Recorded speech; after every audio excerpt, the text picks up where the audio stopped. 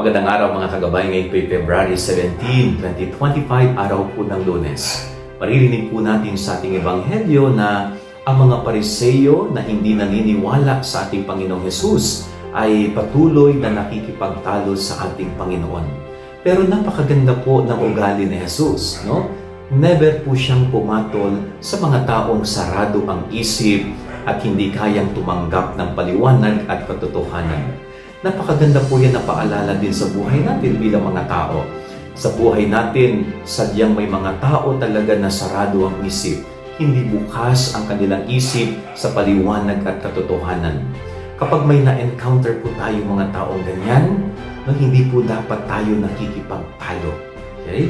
Hindi natin kailangang makipagtalo o makipag-argumento dahil lamang sa mga tanong na hindi naman paniniwalaan kahit ito'y sagutin. So, kumbaga, nandyan sila, i-challenge ka, tatanungin ka, at kung ano-anong pangsisilong gagawin sa'yo, pero gayahin natin ang ugali ng Panginoong Hesus.